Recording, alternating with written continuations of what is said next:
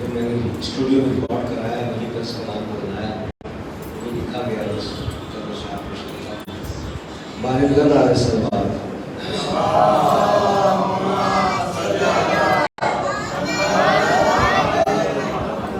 دریا سے پانی لے کے جو لوٹا وہ باوفا اور ظالموں نے ظلم جری پر یہ ڈھایا بازو بھی دونوں کٹ گئے مشکیزہ چھت گیا دانتوں میں مشک تھام کے عباس نے کہا یا علی ادرکنی یا علی ادرکنی یا علی ادرکنی یا علی ادرکنی افسوس مجھ کو ہے کہ نہ وعدہ نبھا سکا یا علی ادرکنی یا علی ادرکنی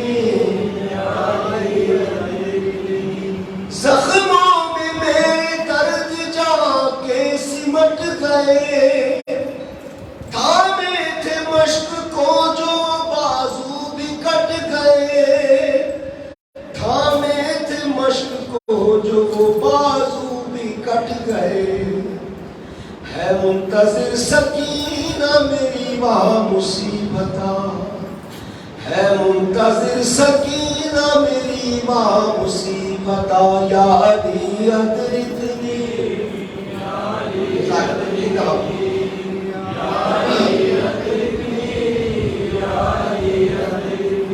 بابا یہ دیکھیے بابا یہ دیکھیے تو میں بے دست ہو گیا اور اس پہ تیر آنکھ میں پیوست ہو گیا اور اس پہ تیر آنکھ میں پیوست ہو گیا شہزادیاں نہ تکتی ہو رستہ کہیں میرا شہزادیاں نہ تکتی ہو رستہ کہیں میرا یا علی ادرکنی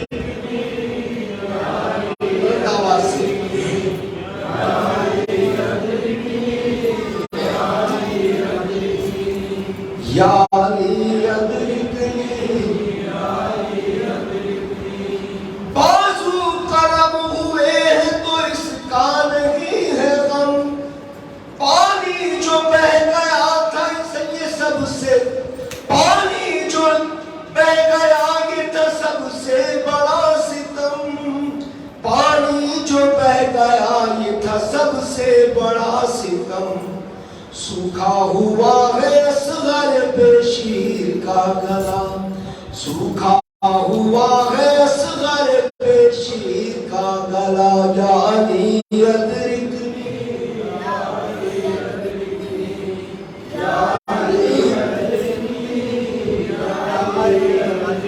دانتوں میں مشق تھام کے عباس نے کہا یا علی ادرکنی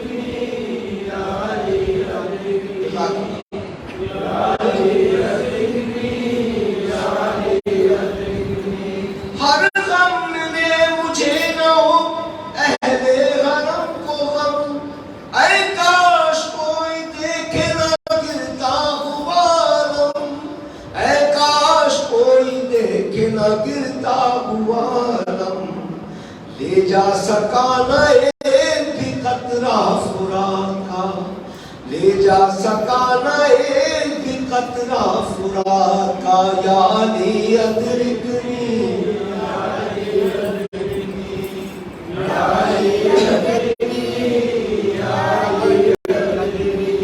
آئے تو کیا بتاؤں گا زہرا کے چین کو آئے تو کیا بتاؤں گا زہرا کے چین کو کیسے سلام اپنا میں بھیجوں حسین کو کیسے سلام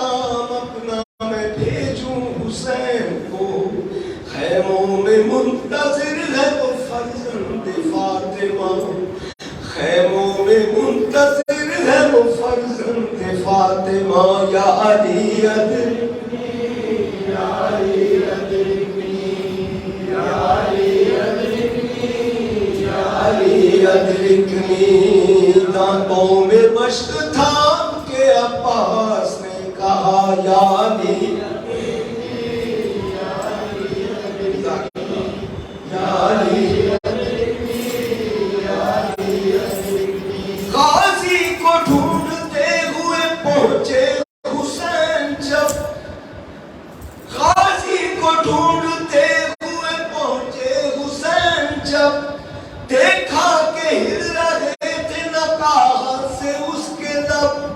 دیکھا کہ ہل رہے تھے نقاہت سے اس کے لب یہ ورد کر رہا تھا شہیدی کا باوفا یا علی ادرکنی یا علی ادرکنی یا علی ادرکنی یا علی ادرکنی عمار کے عطائیں جری کی عطا سے ہے منصوب ہم نجف سے کرب و بلا سے ہے منصوب ہم نجف سے ہے کرب و بلا سے ہے عباس کی رضا تھی مسیب پڑھا عباس کی رضا تھی مسیب میں جو پڑھا عباس کی رضا تھی مسیب میں جو پڑھا یا علی ادرکنی یا علی ادرکنی یا علی ادرکنی یا علی ادرکنی دانتوں میں مشق تھام کے عباس نے کہا یا علی ادرکنی یا علی ادرکنی یا علی ادرکنی یا علی ادرکنی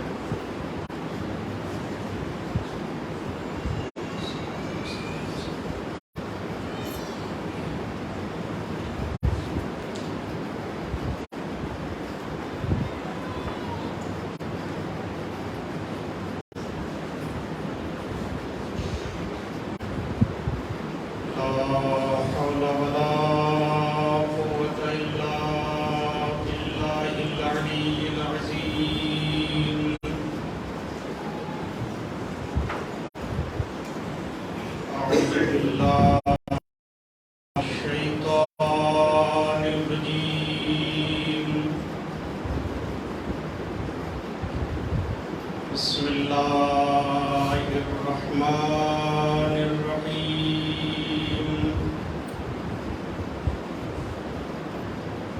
الحمد للہ رب العالمین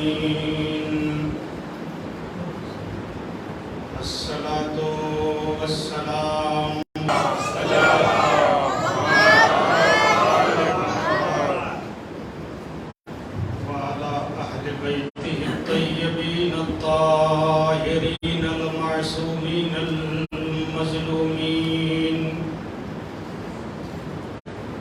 واللعنة على أعدائهم أجمعين من يومنا هذا إلى قيام يوم الدين. أما بعد فقد قال أبو عبد الله الحسين عليه السلام: إنما خرجت لطلب الإصلاح في أمة جدي أريد أن آمر بالمعروف وأنهى عن المنكر وأسير بسيرة جدي وأبي علي بن أبي طالب.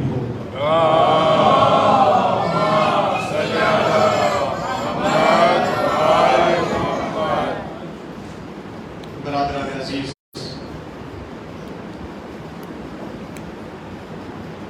سرکار سید الشہداء کا غم منانے والوں،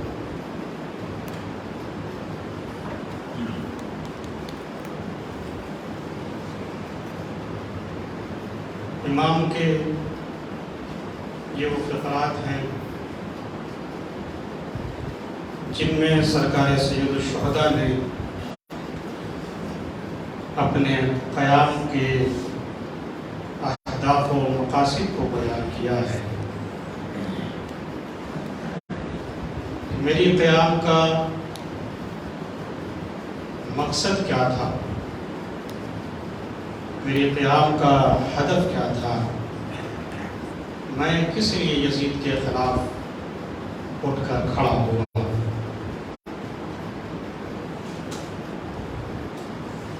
آپ فرماتے ہیں انما، صرف اور صرف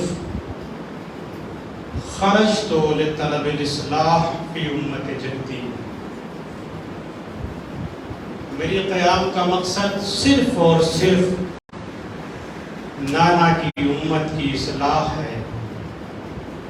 میں جو کربلا جا رہا ہوں، کہ کربلا میں جو قربانی پیش کرنے جا رہا ہوں، یہ صرف اور صرف دین کی بقا کی خاطر ہے، اصلاح معاشرہ کی خاطر ہے، اصلاح سماج کی خاطر ہے. اريد ان آمر بالمعروف، میں حسین ابن علی امر بالمعروف کرنا چاہتا ہوں، وانہا عن المنکر، اور برائیوں سے روکنا چاہتا ہوں، واسیر بسیرت جدی وابی علی ابن ابی طالب.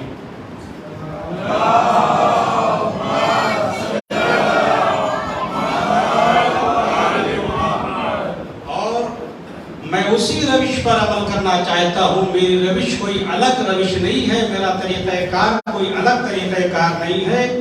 وہی جو رسول کی سیرت ہے اور جو علی کی سیرت ہے، میں اسی کے مطابق اور اسی پر عمل کرنا چاہتا ہوں. آپ غور فرمائیں کہ امام حسین علیہ السلام جو کربلا میں آ رہے ہیں، اتنی عظیم قربانی پیش کر رہے ہیں اصلاح معاشرہ کے خاطر، سماج کے خاطر، کہ سماج بہتر بن جائے، سماج کے اندر سے گناہ ختم ہو جائے. کیوں؟ کیونکہ اس وقت یزید جیسا فاسق و فاجر انسان اسلام کا حاکم بنا ہوا تھا. لوگ اس کے خلاف کچھ نہیں بول رہے تھے. سرکار حسین ابن علی نے قیام کیا کہ معاشرے کو بہتر بنایا جائے، معاشرے سے گناہ کو دور کیا جائے، لہذا سرکار حسین ابن علی نے قیام کیا. اب آپ بتائیے، انصاف کیجیے آپ، کہ جو کربلائی سماج ہے، جو کربلائی معاشرہ ہے، جو 72 آدمیوں پر مشتمل یہ کاروان ہے، یہ سماج ہے جو کربلا میں 72 آدمیوں پر مشتمل ہے، یہ قربان ہو رہا ہے. کس کے لیے قربان ہو رہا ہے؟ اصلاح معاشرہ کے لیے قربان ہو رہا ہے. کائنات کا سب سے بہترین سماج کربلائی سماج ہے نا. غور کیجیے, کربلائی سماج کائنات کا سب سے بہترین سماج جو 72 آدمیوں پر مشتمل ہوا. کربلائی معاشرہ وہ قربان ہو رہا ہے. کس پر قربان ہو رہا ہے؟ کس لیے قربان ہو رہا ہے؟ اصلاح معاشرے کے خاطر قربان ہو رہا ہے. اب بتائیے, وہ جب یہ قربانی ہوتی ہے تو کسی بہتر چیز کے لیے قربانی دی جاتی ہے. آپ بتائیے, سرکار سید الشہداء نے جو قربانی دی, کیا اسی معاشرے کے لیے قربانی دی؟ بہترین معاشرہ قربان ہوا کربلا میں, کیا اسی معاشرے کے لیے جو ہم دیکھ رہے ہیں. ہمارے معاشرے کا حال دیکھیے, وہ کربلائی معاشرہ جس سے بہتر کوئی معاشرہ نہیں ہے کائنات میں. وہ قربان ہو رہا ہے اصلاح معاشرہ کے خاطر. تو ظاہر سی بات ہے, ہمیں دیکھنا چاہیے یہی وہ معاشرہ ہے جو سرکار حسین ابن علی جس معاشرے کو چاہتے ہیں. ظاہر سی بات یہ معاشرہ نہیں ہے. سرکار حسین ابن علی نے جو قربانی پیش کی اصول دین کے خاطر دی, اصول اسلام کے خاطر دی. اگر اب انسان حسینی بننا چاہتا ہے, تو اگر معاشرہ حسینی بننا چاہتا ہے تو اسے چاہیے کہ اپنے اندر سے وہ گناہوں کو دور کر دے. معاشرے کے اندر سے گناہ دور ہو جائے. اگر انسان کے اندر سے گناہ دور ہو جائے, معاشرے کے اندر سے گناہ دور ہو جائے, تب سمجھنا یہ حسینی معاشرہ ہے, ورنہ حسینی معاشرہ نہیں. یہ صلوات پڑھے محمد والے.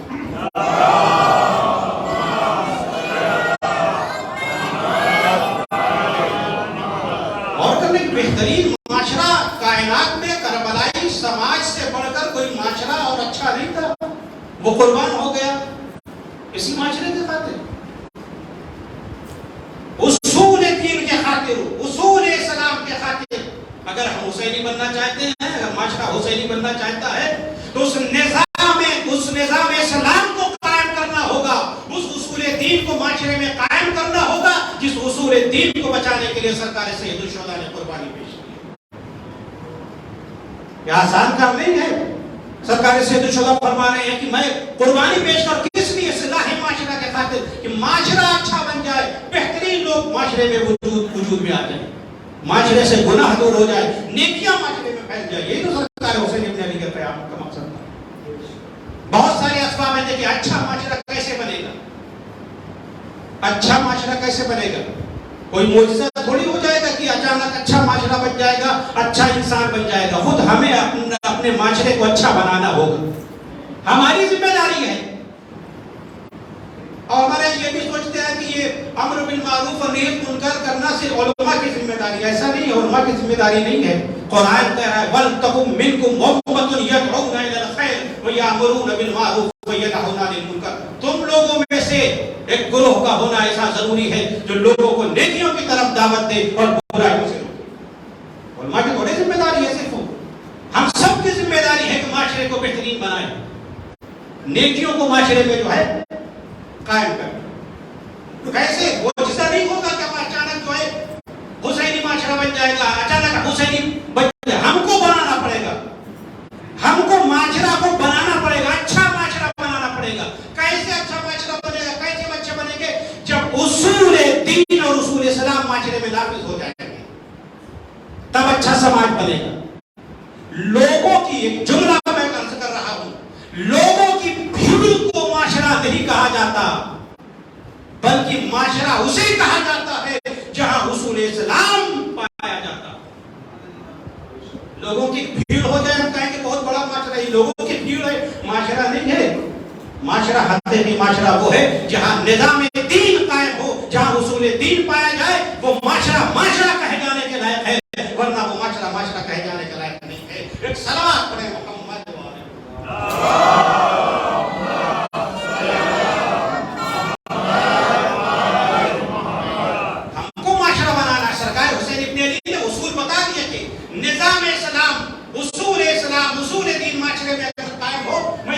قربانی پیش کرنے جا رہا ہوں. ہماری ذمہ داری ہے کہ ہم معاشرے کو اچھا بنائیں. کیسے اچھا بنائیں گے؟ بہت سارے اسباب ہیں معاشرے کو اچھا بنانے کے. معجزہ نہیں ہوگا معاشرہ اچھا بن جائے گا, ہمیں بنانا ہوگا. بہت ساری چیزیں ہیں, بہت سارے اسباب ہیں, بہت ساری وجہیں ہیں جن کی وجہ سے معاشرہ اچھا ہوگا. بہت سارے اصول کو معاشرے میں جاری کرنا ہوگا، رائج کرنا ہوگا. اس میں سے جو اصلاح معاشرے کا ایک بہترین چیز ہے کہ معاشرہ اچھا کیسے بنے گا، نظام اسلامی قائم کیسے ہوگا، اس میں سے ایک اصل یہ ہے کہ معاشرے میں ایک دوسرے کے حقوق کو ادا کیا جائے. ہم معاشرے میں زندگی گزار رہے ہیں، اچھا معاشرہ کب بنے گا، اچھا نظام کب بنے گا؟ ایک دوسرے کے حق کو ادا کیا جائے. ایک دوسرے کے گردن پر حق پایا جاتا ہے. مومن کا ایک مومن کا دوسرے مومن کے اوپر حق پایا جاتا ہے. زوجہ کا شوہر کے اوپر حق پایا جاتا ہے. اولاد کا والدین کے اوپر حق پایا جاتا ہے. والدین کا اولاد کے اوپر حق اور حقوق پائے جاتے ہیں. اچھا اور بہترین معاشرہ بنانے کے لیے حقوق کی ادائیگی ضروری ہے. اگر حقوق ادا ہو رہے، کیونکہ اگر حق ادا نہ کیا گیا نا تو قیامت میں انسان چاہے بہت سارے اعمال لے کر جائے، بہت سارے اعمال قیامت میں نیک اعمال، اچھے اعمال، قبول شدہ، مقبول حج لے کر گیا، مقبول نماز لے کر گیا، مقبول روزہ لے کر گیا، قیامت کے دن لے کر گیا، ساری چیزیں قبول. ایک مرتبہ انسان نماز پڑھتا ہے، مرتبہ ہے نماز پڑھا اور قبول بھی ہوئی نماز، یہ لے کے گیا قیامت میں لے کر گیا. اب جب حساب و کتاب ہوا، پتہ چلا کہ یہ انہوں نے ان کے حق کو ادا نہیں کیا، انہوں نے ان کے حق کو ادا نہیں کیا، انہوں نے ان کے حق کو ادا نہیں کیا، انہوں نے فلاں کو مارا تھا، فلاں کو اذیت دی تھی، فلاں کو پریشان کیا تھا. اب کیا ہوا؟ جو تم نیک اعمال لے کر گئے تھے اس میں سے تم کو دینا پڑے.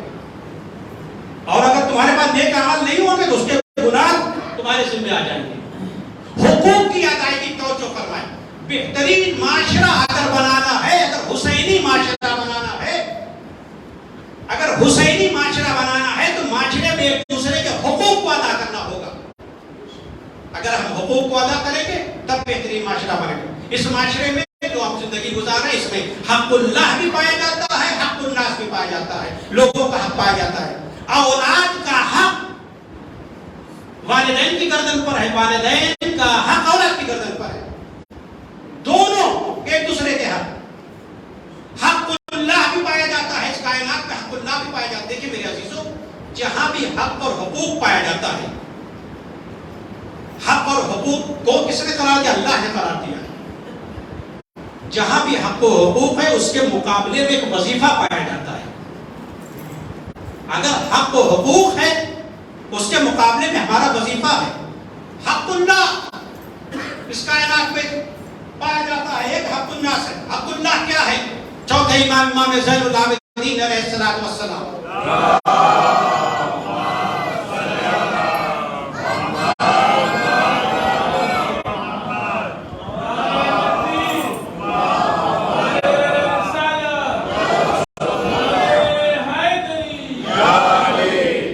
ہمیں حق کو ادا کرنا ہے نا. تو اس کائنات میں سب سے پہلا حق کیا ہے؟ اللہ کا حق ہے. اللہ کا حق کیا ہے؟ مولا فرماتے ہیں اما حق اللہ الاکبر ان تعبدہ ولا تشرک بہ. اللہ کا سب سے بڑا حق یہ ہے کہ اللہ کی اطاعت کی جائے، عبادت کی جائے اور شرک نہ کیا جائے. اگر تم اللہ کی اطاعت اور عبادت کرو گے تو پروردگار عالم تمہارے لیے دنیا کو بھی میسر کر دے گا، آخرت کو بھی میسر کر دے گا. اللہ کا حق ہماری گردن پر ہے تو ہمیں اس حق کو ادا کرنا، اور حق کے مقابلے میں ہم جو ہے کوئی چیز مانگ نہیں سکتے. کسی چیز کا جب حق ثابت ہو گیا، واجب ہو گیا، تو اسی لیے شریعت میں ہے کہ واجب چیزوں کا آپ جو ہے پیسہ نہیں لے سکتے، اس کی اجرت نہیں لے سکتے. اللہ کا حق ہماری گردن پر ہے کہ ہم اس کی اطاعت کریں، لہذا اب ہم اس سے اجر نہیں مانگ سکتے. لیکن یہ پروردگار عالم کا فضل و کرم ہے کہ اطاعت، صاحب اطاعت ہونے کے باوجود بھی، معبود ہونے کے باوجود بھی اگر ہم عبادت کرتے ہیں تو ہمیں اجر و ثواب بھی عطا کر دیتا ہے. پروردگار کا اجر ہے، پروردگار اجر دیتا ہے، وہ لائق عبادت ہے. اسی لیے مولا کائنات علی ابن ابی طالب علیہ السلام نے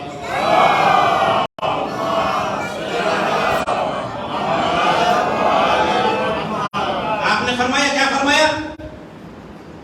اللہ کی عبادت کے سلسلے میں کہ تین طرح کے لوگ اللہ کی عبادت کرتے تھے کہ حق اللہ کو ادا کرنا ضروری ہے. سب سے پہلی چیز حق اللہ. ان قوما عبدوا اللہ رغبۃ فَتِلْكَ عِبَادَةُ التُّجَّارِ. مولا فرماتے ہیں بعض لوگ ایسے ہیں جو معاشرے میں اللہ کی عبادت کرتے ہیں مگر ان کے اندر رغبت پائی جاتی ہے, ان کے اندر لالچ پائی جاتی ہے. مولا فرماتے ہیں فَتِلْكَ عِبَادَةُ التُّجَّارِ. یہ بزنس مین لوگوں کی جو ہے عبادت ہے, تاجروں کی ہے, کیونکہ یہ کچھ چاہتے ہیں, عبادت کر رہے ہیں, اس کے مقابلے میں کچھ چاہ رہے ہیں پروردگار سے. تو یہ تاجر لوگ ہیں. اس کے بعد مولا فرماتے ہیں اِنَّ قَوْمًا عَبَدُوا اللَّهَ رَهْبَةً فَتِلْكَ عِبَادَةُ الْعَبِيدِ. لیکن وہ ہے جو اللہ کی عبادت کرتے خوف کی وجہ سے, ڈر کی وجہ سے. تو کہا یہ غلاموں کی اطاعت. مولا فرماتے ہیں تیسری قوم کون ہے؟ اِنَّ قَوْمًا عَبَدُوا اللَّهَ شُكْرًا فَتِلْكَ عِبَادَةُ الْأَحْرَارِ. ایک وہ ہے جو اللہ کی عبادت کرتے ہیں شکر کی وجہ سے کرتے ہیں. یہ آزاد لوگوں کی اطاعت ہے, عبادت ہے. آپ اور فرمائیں, لیکن چونکہ پروردگار عالم لائق عبادت ہے, لائق اطاعت ہے, اس کا حق ہے خدا کا کہ ہم اس کی اطاعت کریں. ہمارا کمال یہ ہونا چاہیے کہ نہ رغبت میں نہ خوف سے, بلکہ چونکہ وہ لائق عبادت ہے لہذا اس کی عبادت کرنی چاہیے.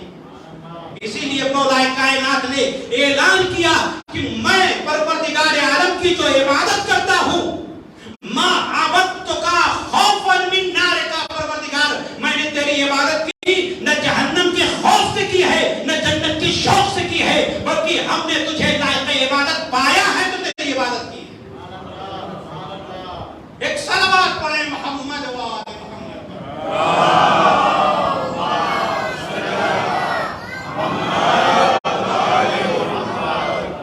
عبادت جو ہے پروردگار عالم کی حق اللہ ہے, اللہ کے حق کو ادا کیا. اگر اللہ کے حق کو ادا کریں گے تب ہمارے اوپر سے جو ہماری گردن پر فریضہ ہے وہ ثابت ہوگا. دیکھیں ایک دوسری چیز کیا ہے, ایک ہے حق الناس, لوگوں کا حق ہے. اللہ ممکن ہے کہ قیامت میں اپنے حق کو جو ہے معاف کر دے. تم نے نماز نہیں پڑھی, کوئی مشکل تھی, کسی وجہ سے نہیں پڑھی, اللہ اپنے حقوق کو معاف کر سکتا ہے, حق کو معاف کر سکتا ہے. لیکن جو بندوں کا حق ہے وہ اس وقت تک معاف نہیں ہوگا جب تک وہ بندہ معاف نہیں کرے گا جس کا حق انسان نے جو ہے ضائع کیا. لوگوں کا حق, اسی لیے چھٹے امام حضرت امام جعفر الصادق علیہ السلام نے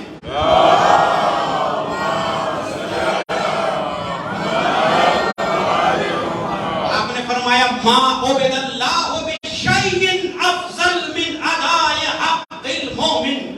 مولا فرماتے ہیں اللہ کی عبادت اس سے بڑھ کر نہیں ہے کہ انسان مومن کے حق کو ادا کر دیا جائے. ترک الحقوق مذلۃ, جو حق کو ترک کر دیتا ہے پروردگار عالم اسے ذلیل کر دیتا ہے, رسوا کر دیتا ہے. جو حق کو ترک کر دیتا ہے, حق کو ادا نہیں کرتا, اسے پروردگار عالم ذلیل کر دیتا ہے. کیوں پروردگار عالم نے حقوق الناس کو جو ہے واجب قرار دیا ہے؟ کیوں لوگوں کے حق کو ادا کیا جائے؟ مولا فرماتے ہیں جعل اللہ سبحانہ مقدمتاً لحقوقہ. پروردگار عالم نے اس لیے بندوں کے حق کو واجب قرار دیا تاکہ تمہارے اندر عادت پیدا ہو جائے اللہ کے حق کو ادا کرنے کی. تم اللہ کے حق کو کب ادا کرو گے؟ جب لوگوں کے حق کو ادا کرتے رہو. اگر تم لوگوں کے حق کو ادا کر رہے ہو, چونکہ میرے عزیزوں دیکھیں جہاں حق پایا جاتا ہے وہاں فریضہ پایا جاتا ہے, جہاں فریضہ ہے وہاں حق ہے. اب دیکھیں حق اور حقوق کا مسئلہ اتنا اہم مسئلہ ہے, غور فرمائیں, اتنا اہم مسئلہ ہے کہ پروردگار عالم نے بعض حقوق کو اپنی گردن پر واجب کر رکھا ہے. کسی نے واجب نہیں کیے, خود اس نے اپنے لطف و کرم سے اپنے اوپر بعض حقوق کو پروردگار عالم نے واجب کر رکھا ہے. اس لیے تم کو بتانے کے لیے کہ دیکھو ہم بھی حقوق کو ادا کرتے ہیں, تم بھی حقوق کو ادا کرنے والے بنتے ہو. کیونکہ جہاں پہ حق اور حقوق ثابت ہو جائے گا وہاں پر آپ کا فریضہ ہے کہ اس کے حق کو آپ ادا کیجیے.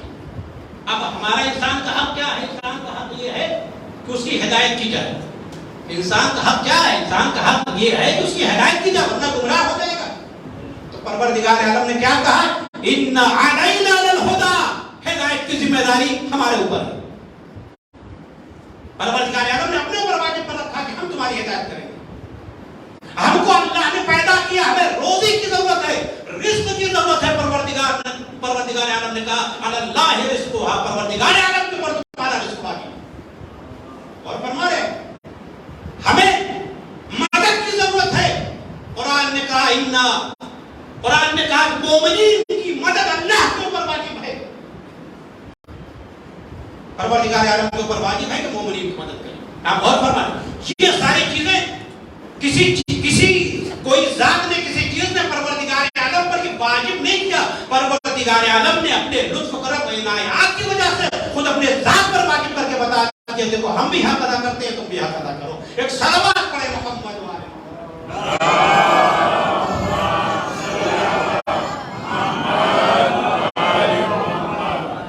آپ غور فرمائیں، چونکہ انسان کے اندر کیا ہے، کمال پایا جاتا ہے۔ انسان کے اندر کمال، دیکھو جانوروں کے اندر کمال نہیں پایا جاتا، انسان کمال کی طرف بڑھتا ہے۔ اب یہ بھی بات آپ غور کریں کہ جتنا انسان کے اندر کمال بڑھتا چلا جاتا ہے، اتنا ہی اس کے حق اور حقوق کو پروردگار عالم اضافہ کرتا چلا جاتا ہے۔ جتنا انسان اپنے اندر کمال پیدا کرتا چلا جاتا ہے، اس کو پروردگار عالم اس کے حقوق کو، اس کے اختیارات کو پروردگار عالم کیا کرتا ہے، زیادہ کرتا چلا جاتا ہے۔ اب آپ تصور کریں کہ وہ کس منزل کمال پر پہنچا ہوگا کہ وہ قاب قوسین و ادنیٰ کی منزل پر پہنچ گیا، اتنا کمال کہ قاب قوسین و ادنیٰ کی منزل پر پہنچ گیا۔ اور جب کمال اور حقوق دونوں منزلیں کمال پر پہنچ جاتے ہیں تو رسول آواز دیتے ہیں علی مال حق والحق مالی، ذات علی حق ہے، حق ذات علی ہے۔ ایک صلوات پڑھے محمد والے۔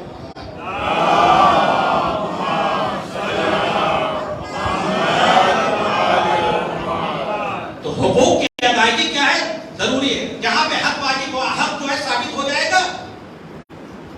اگر ثابت ہو گیا کہ ہم نے کسی سے جو ہے کیا قرض لیا ہے، اب کیا ہے، اب اس کو ہم کو ادا کرنا واجب ہے۔ جہاں حق ثابت ہو گیا، زوجہ کا حق ہے تو آپ کے اوپر واجب ہے، آپ کا حق ہے تو زوجہ کے اوپر، والدین کا حق ہے تو اولاد کے اوپر، اولاد کا حق ہے والدین کے اوپر۔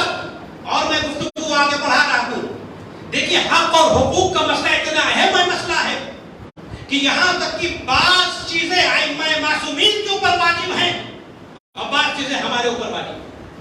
بعض ہمارا حق ہے، بعض لوگوں کا حق ہے، ہمارا حق ہے ائمہ معصومین کی گردن پر، اور بعض ائمہ معصومین کا حقوق ہے ہماری گردن پر۔ دیکھیں کتنا نظام حقوق اسلام نے کس حد تک بیان کیا ہے۔ ائمہ کا حق ہماری گردن پر اور ہمارا حق ائمہ کی گردن پر۔ پوچھا گیا، ابو حمزہ نے پانچویں امام محمد باقر علیہ السلام سے سوال کیا،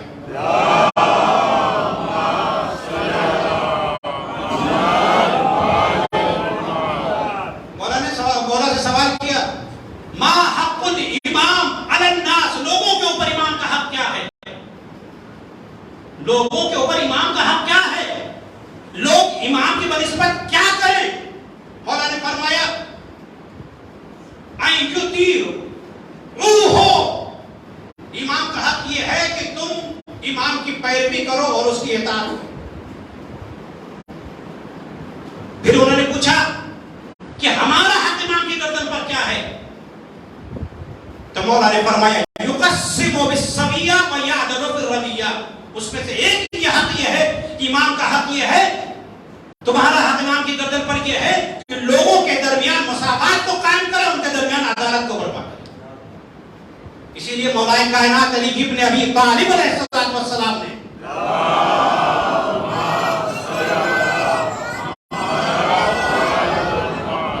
آپ نے فرمایا دیکھو ہمارا حق تمہاری گردن پر ہے اور تمہارا حق ہماری گردن پر ہے، دونوں کی ذمہ داری ہے۔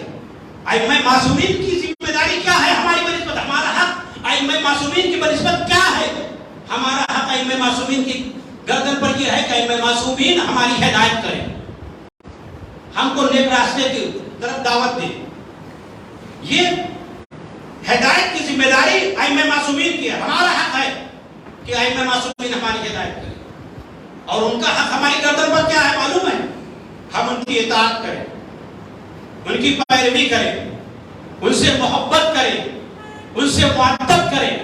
اگر ہم اہل بیت سے، ائمہ معصومین سے محبت اختیار کر رہے ہیں، ان سے تولہ کر رہے ہیں، ان کے دشمنوں سے تبرہ اختیار کر رہے ہیں، تو سمجھ لینا کہ ہم ائمہ معصومین کے حقوق کو ادا کر رہے ہیں۔ ایک صلوات پڑھیں محمد و آل محمد۔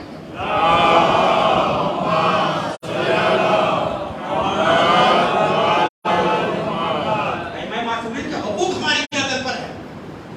ان میں سے ایک حق جو میں آج بیان کرنا چاہتا ہوں، ائمہ معصومین کا ایک حق جو مختلف مواقع پر ائمہ معصومین نے اس حق کو بیان کیا، وہ جانتے ہیں کیا ہے؟ وہ ہے احیاء امر اہل بیت۔ امر اہل بیت کا احیاء کرنا ہماری گردن پر واجب ہے کہ ہم امر اہل بیت کو کیا کریں؟ احیاء کریں، یعنی زندہ کریں۔ اہل بیت کے امر کو زندہ کرنا ہمارے اوپر واجب ہے۔ اگر نہیں کیا تو قیامت کے دن ہم سے سوال ہوگا، جواب اس کے بارے میں۔ اچھا یہ بتائیے کہ امر اہل بیت ہے کیا؟ امر اہل بیت ہے کیا؟ آپ دیکھیں کہ 8ویں امام حضرت امام علی رضا علیہ السلام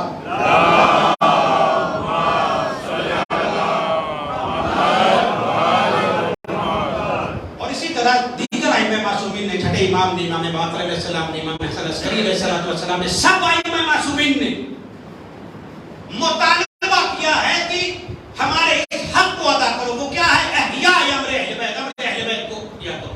رحم اللہ من احیاء امرنا، اللہ رحمت نازل کرے جو ہمارے امر کو جو کیا کرتا ہے؟ زندہ رکھتا ہے، ہمارے امر کو زندہ رکھتا ہے۔ 8ویں امام سے کسی نے پوچھا مولا بتائیے تو امر اہل بیت ہے کیا؟ کیا چیز ہے جسے زندہ کریں؟ دیکھیں مختلف سوالات، مختلف راوی تھے، مختلف موارد تھے، مختلف جگہ تھی، مختلف سوالات تھے اور مختلف جوابات ائمہ معصومین نے دیے۔ امام سے پوچھا گیا کیف یحیی امرکم، مولا بتائیے کیسے زندہ کریں، کیا کریں؟ جگہ جگہ پر امر اہل بیت کو زندہ کرنے کا مطالبہ کیا جا رہا، کیسے ہے کیا بتائیے تو امر اہل بیت ہے کیا؟ مولا نے فرمایا کیف یحیی امرکم، پوچھا کیف یحیی امرکم، مولا نے فرمایا تعلم علومنا ويعلمها الناس۔ امر اہل بیت کو احیا کرنے کا طریقہ یہ ہے کہ ہمارے علوم کو سیکھو اور سیکھنے کے بعد لوگوں کو بتاؤ، ہماری تعلیمات کو بتاؤ۔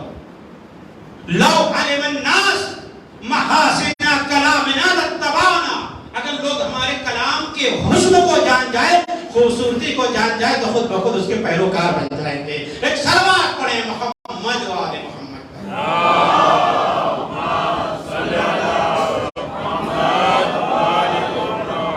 امر اہل بیت مختلف موارد میں سوال کیا گیا۔ امر اہل بیت عام طور سے یہ ہوتا ہے جب امر اہل بیت احیاء امر اہل بیت کا تذکرہ ہوتا ہے صرف ہم مجلس ہمارے ذہن میں آتی ہے کہ یہ امر اہل بیت ہے، صرف یہ نہیں ہے۔ آپ دیکھیں تفاصیل کو اٹھا کر دیکھیں، علماء کے اقوال کو دیکھیں۔ امر اہل بیت سے مراد کیا ہے جو زندہ کرنے کا حکم دیا جا رہا ہے؟ امر اہل بیت یعنی مکتب اہل بیت کو زندہ کرنا، امر اہل بیت یعنی مذہب اہل بیت کو زندہ کرنا، امر اہل بیت یعنی تعلیمات اہل بیت کو رائج کرنا، امر اہل بیت یعنی امامت کو رائج کرنا، امر اہل بیت یعنی ولایت کو قبول کرنا۔ اگر یہ ساری چیزیں تم کر رہے ہو تو امر اہل بیت کو عمل کر، احیاء امر اہل بیت کر رہے ہو۔ لکھا چھٹے امام حضرت امام جعفر الصادق علیہ السلام،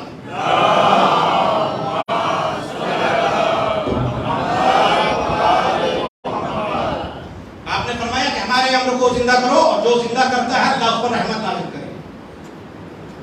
امر اہل بیت منحصر نہیں کسی چیز میں، مختلف موارد ہیں امر اہل بیت کے اور اسی کے مطابق اس کو زندہ کرنا ہے۔ چھٹے امام کیا فرماتے ہیں؟ سنیے امر اہل بیت ہے کیا؟ امر اہل بیت کیا ہے جو بہت آسانی سے ہمارے یہاں گزر جاتا ہے، ہم اس کی طرف متوجہ نہیں ہوتے۔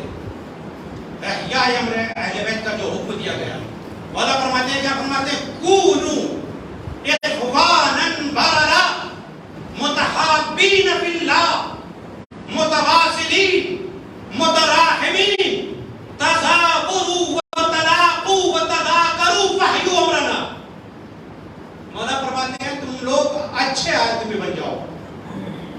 اچھے انسان بن جاؤ، اچھے انسان بن جاؤ، کونوا اخوانا بررا، بہترین انسان بن جاؤ، متحابین فی اللہ، اگر کسی سے محبت کر رہے ہو تو اللہ کے لیے محبت کرو، متواصلین، ایک دوسرے سے صلہ رحم کرو، ایک دوسرے سے مرتبط رہو، متراحمین، ایک دوسرے پر رحم کرو، مولا فرماتے کیا فرماتے؟ ایک دوسرے سے صلہ رحم کرو، ایک دوسرے پر رحم کرو۔ اس کے بعد سنیے جملہ، مولا فرماتے ہیں امر اہل بیت کیا ہے؟ امر اہل بیت یہ ہے، مولا فرماتے ہیں تزاوروا وتلاقوا وتذاکروا، مولا فرماتے ہیں دیکھو ایک دوسرے کی زیارت کے لیے جایا کرو، ایک دوسرے کو دید و بازدید کے لیے جایا کرو، ایک دوسرے کی زیارت کے لیے جایا کرو، ان کے گھر پر جایا کرو، تلاقوا، ملاقات کرو، جا کر گھر میں پوچھو، احوال پرسی کرو، ان کی مشکلات کے بارے میں پوچھو۔ اور فرمایا چھٹے امام فرما رہے ہیں ایک دوسرے کو ایک مرتبہ ہوتا ہے، ہم نے دیکھ لیا کہیں ملاقات ہو گئی، امام باڑے میں مسجد میں ملاقات ہو گئی، دیکھ لیا ایک دوسرے کو، یہ جگہ ٹھیک ہو گیا، ایک دوسرے کی زیارت ہو گئی، تزاور ہو گیا، اس کے بعد مولا نے اسی پر جملے کو تمام نہیں کیا، مولا نے فرمایا تلاقوا، ملاقات کرو، جا کر پوچھو، گھر میں جا کر پوچھو، احوال پرسی کرو جا کے، وتذاکروا، جا کر گفتگو کرو، بات کرو ان سے، فاحیوا امرنا، اور ہمارے امر کو زندہ کرو، ہمارے امر کو زندہ کرو۔ ایک شخص نے مولا سے کہا، مولا ایک شخص ہے آپ کا ماننے والا ہے، وہ کسی کے گھر میں نہیں جاتا، بس گھر میں اپنے بیٹھے رہتا ہے، نہ کسی سے بات، نہ چیز، نہ آنا نہ جانا، بالکل جو ہے وہ رابطہ سب سے قطع کیے ہوئے ہیں، مولا اس کے بارے میں کیا کہہ رہے ہیں؟ مولا نے کہا کیف یتفقہ ھذا فی دینہ، یہ انسان اپنے دین کو سمجھے گا کیسے؟ ایک دوسرے سے ملاقات کرنا امر اہل بیت ہے، ایک دوسرے کی زیارت کے لیے جانا امر اہل بیت ہے، ایک دوسرے کی مشکلات کو دور کرنا امر اہل بیت ہے، یہ ہے امر اہل بیت۔ یہی وجہ ہے کہ ایک شخص امام محمد باقر علیہ السلام کی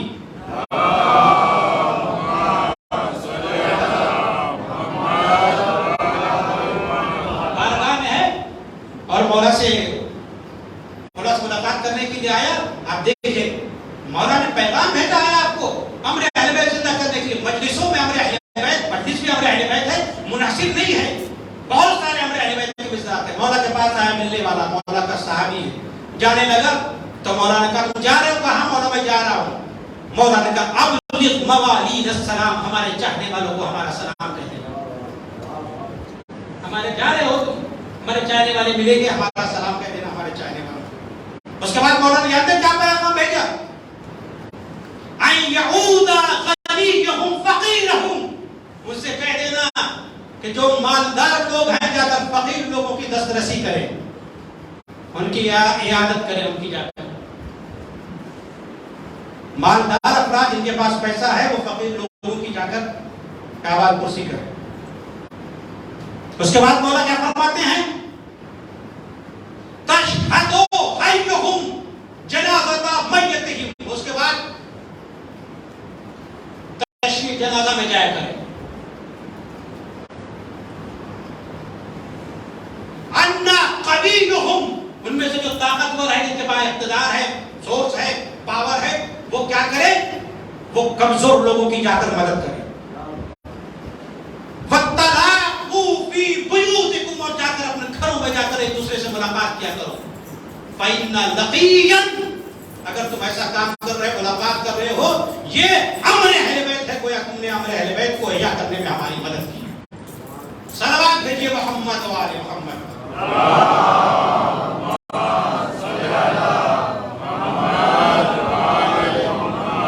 ایک دوسرے کی مدد کرنا دیکھیں کتنا آسان ہے، دین مشکل نہیں ہے۔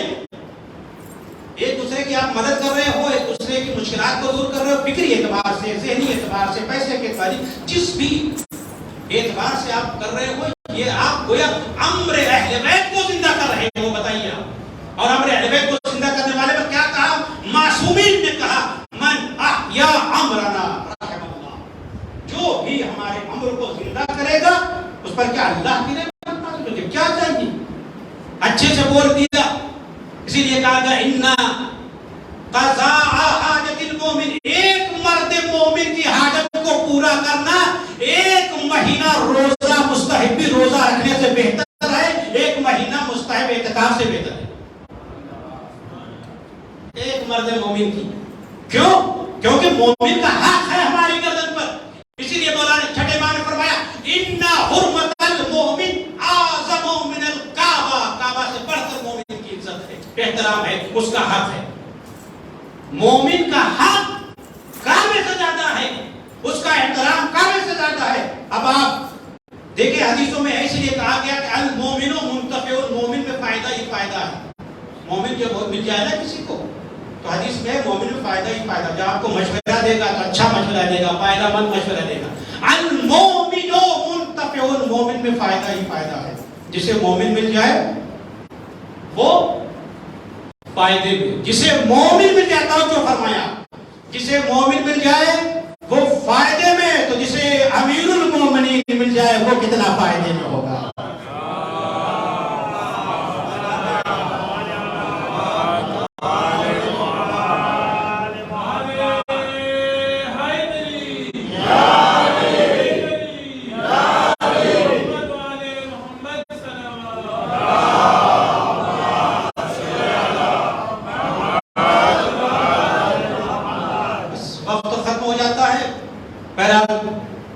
میں گفتگو کو سمیٹ رہا ہوں، ختم کر رہا ہوں کہ امر اہل بیت انشاءاللہ عرض کروں گا کہ امر اہل بیت کیا ہے. امر اہل بیت آپ کسی سے ملاقات کر رہے ہیں، یہ بھی امر اہل بیت. امر اہل بیت کو زندہ کرنے کا جو مطالبہ ہمارے اوپر واجب ہے کہ ہم امر اہل بیت کو زندہ کریں. بس گفتگو بس تمام ہوگی، بہرحال 2-4 منٹ ادھر ادھر زیادہ وقت ہو جاتا ہے. امر اہل بیت کو زندہ کرنا، مناہیا امرنا. چھٹے امام نے فرمایا، اپنے صحابی سے فرمایا بتاؤ تم اپنے گھر میں امام حسین کی مجلس کرتے ہو؟ کہا ہاں مولا میں امام حسین کی مجلس کرتا ہوں. کہا تم امام حسین پر روتے ہو؟ کہا ہاں مولا میں روتا ہوں. مولا نے فرمایا خدا رحمت نازل کرے جو ہمارے امر کو زندہ کرتا ہے. سرکار سید الشہداء پر گریہ کرنا، ان کے لیے مجلس کرنا، ماتم کرنا، سب احیا امر اہل بیت کا. اس کا اجر اللہ کے پاس ہے، اس کا اجر دیا جائے گا. بس میرے عزیزو، امر اہل بیت کا سرکار حسین ابن علی کی قربانی سے قربانی ہے، اس کو زندہ کر رہے ہیں، مجلسوں کے ذریعے زندہ رکھے. یہ بھی امر اہل بیت کے امام حسین پر لکھا ہے کہ جناب ابراہیم نے جب اپنے بیٹے اسماعیل کو ذبح کرنا چاہا اور اسماعیل ذبح نہ ہوئے، دمبا ذبح ہو گیا. بس 2-4 جملے وقت ختم ہو گیا، ہمیں صاحب زیادہ نہیں پڑھوں گا. جناب ابراہیم نے جو ہے دمبا کو ذبح کر دیا، دمبے کو ذبح کر دیا، اسماعیل بچ گئے. لکھا ہے کہ جناب ابراہیم کے دل میں خیال پیدا ہوا. کیا خیال پیدا ہوا؟ خیال پیدا ہوا کہ اگر میں اسماعیل کو قربان کر دیتا تو شاید زیادہ اجر اللہ کے پاس ملتا، زیادہ اللہ کے پاس اجر ملتا. دل میں خیال ہوا ہے. خطاب الہی ہوا، ابراہیم یہ بتاؤ تم پوری خلق میں، پوری مخلوقات میں سب سے زیادہ کس کو چاہتے ہو؟ کہا پروردگارا میں آخری نبی کو چاہتا ہوں. کہا آخری نبی کو چاہتے ہو تو سنو، اس کا بیٹا حسین کربلا کے میدان میں بھوکا پیاسا شہید کیا. جیسے ہی حسین کا نام سنا جناب ابراہیم کی آنکھوں سے اشک جاری ہوئے. جیسے ہی اشک جاری ہوئے خطاب الہی ہوا، ابراہیم اگر تم بیٹے کو قربان کرتے تو اتنا ثواب نہ ملتا جتنا تمہیں اشک حسینی پر ثواب مل گیا.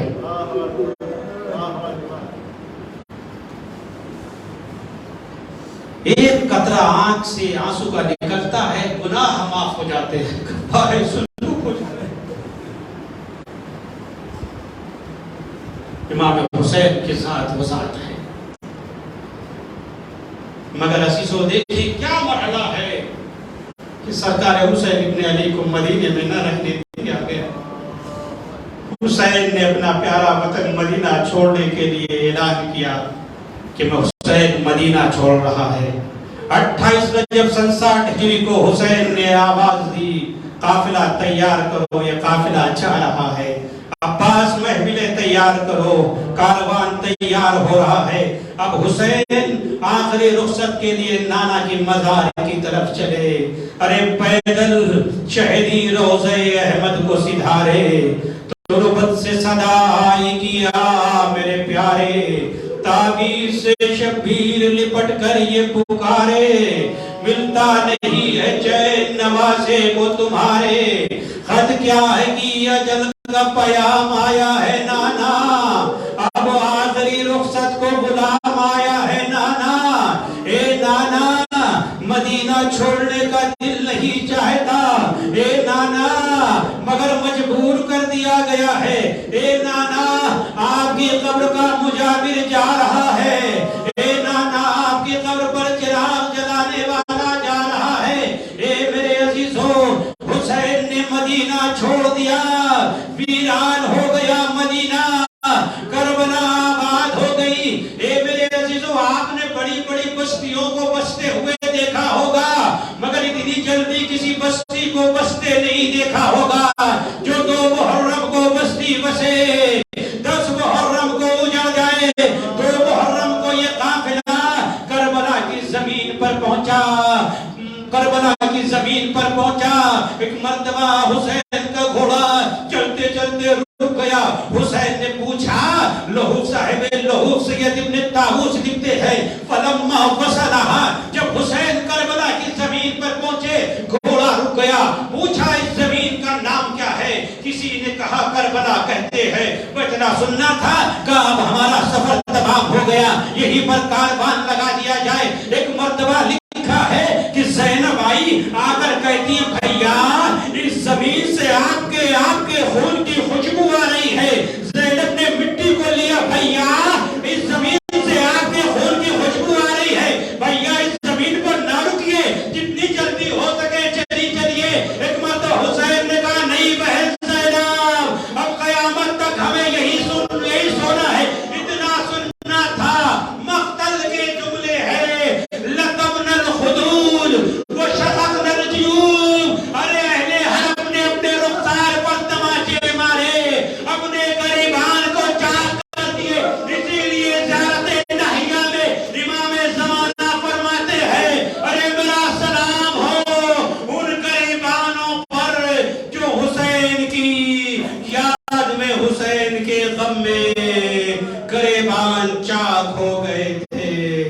کربلا میں حسین کی شہادت سے پہلے ورود کربلا ہی کے دن حسین کا ماتم برپا ہو گیا، بیویوں میں کوہرام ہے، واہ حسینہ واہ حسینہ، وسيعلم الذين ظلموا أي منقلب ينقلبون، إنا لله وإنا إليه راجعون، ورزا بقضائه وتسليما لأمره۔ پالنے والے ہمارے اس مختصر سی عبادت کو قبول فرما، آمین۔ پالنے والے جہاں جہاں بھی اہل بیت کے چاہنے والے ہیں ان کی جان مال عزت آبرو کی حفاظت فرما، آمین۔ جتنے بھی عزاداران سے شہداء جہاں جہاں بھی پروردگار حسین کا غم منا رہے ہیں ان کی جان مال عزت آبرو کی حفاظت فرما، آمین۔ پرچم سلام کو سر بلند فرما، کفر و نفاق کو سر نگون فرما۔ پالنے والے ہمیں صلاحیت بنا کہ ہمیں زمانہ کے اصحاب و انصار میں شمار ہو سکے۔